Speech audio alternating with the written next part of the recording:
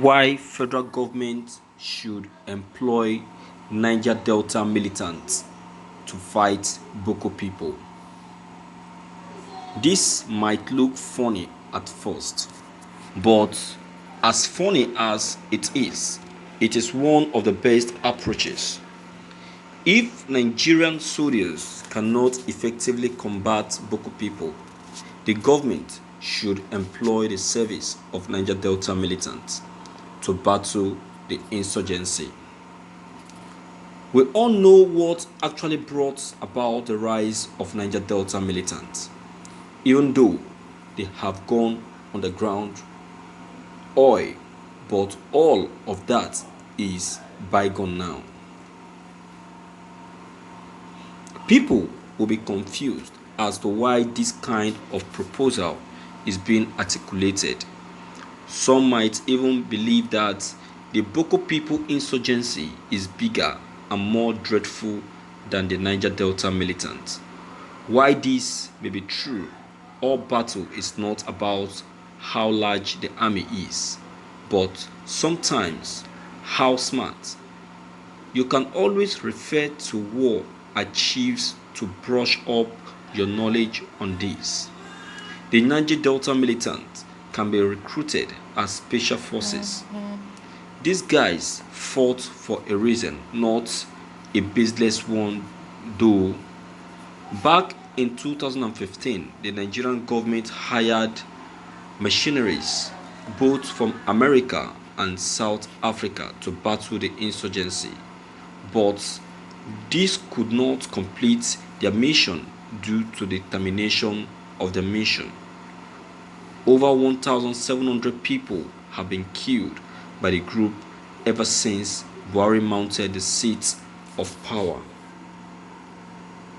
The federal government should employ the services of recruited Niger Delta militants to battle Boko people for these two reasons. 1. Smartness.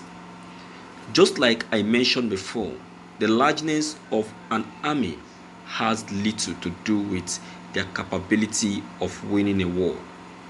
An army needs the combination of smartness, discipline, and motivation to win a war.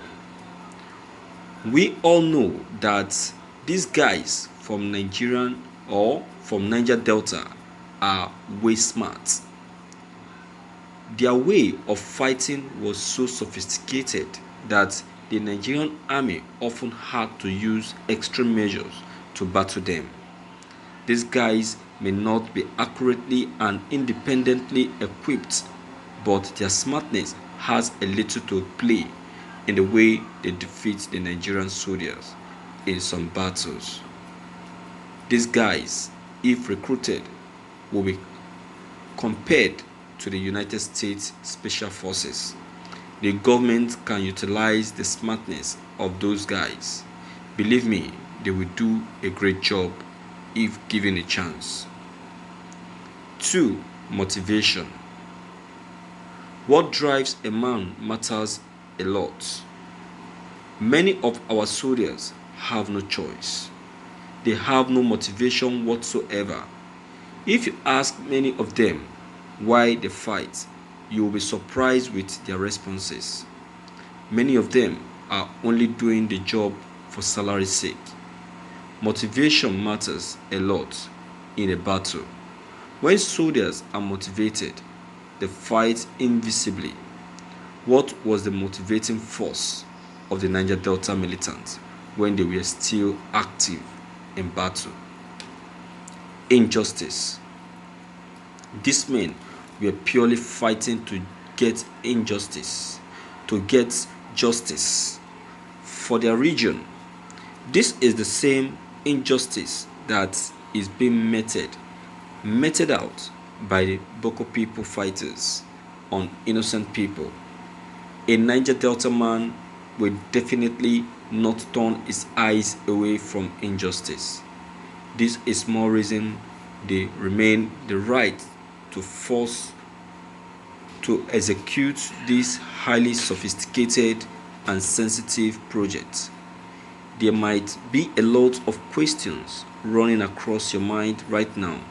You might probably be thinking of the repercussion of this.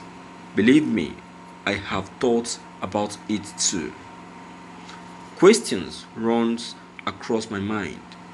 Questions like, what if these men turn against the government after defeating Boko people?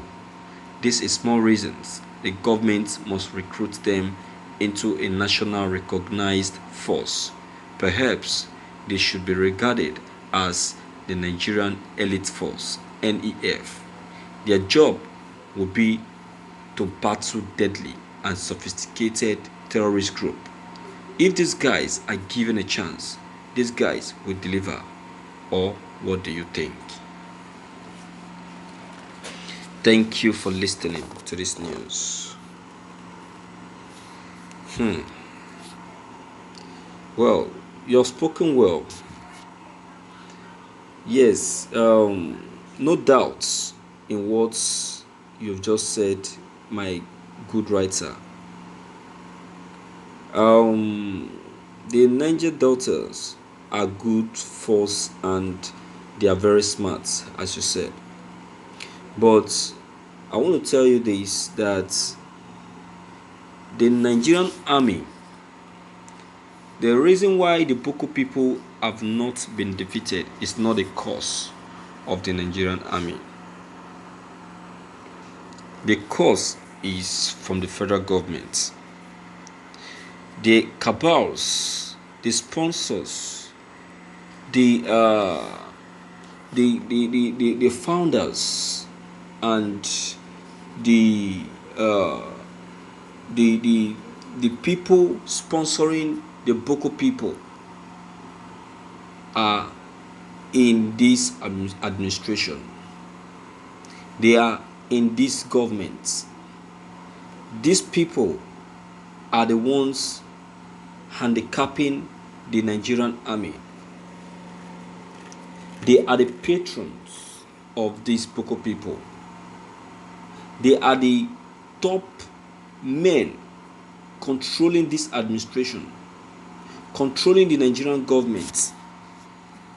They don't want these Boko people to be defeated in any way. So they keep enlightening them, informing them beforehand of the new plans of the Nigerian army, so that they will quickly re-strategize. That is one. Number two is that the Nigerian government has refused to get our Nigerian soldiers fortified. They have refused to give to them all that they need to fight these Boko people and kiss them a goodbye. See, one colonel, commander-in-chief, Chukwuemeka, who happened to be one of the fighters who happened to be one of the soldiers fighting the Boko people in Sambisa forest, lamented. He said that we are in need of more weapons. We are in need of more weapons. He cried out that the federal government should send them more weapons, that they are short of weapons. Despite all of this, do you know that up to date and up to today, the need of these Nigerian soldiers have not been met?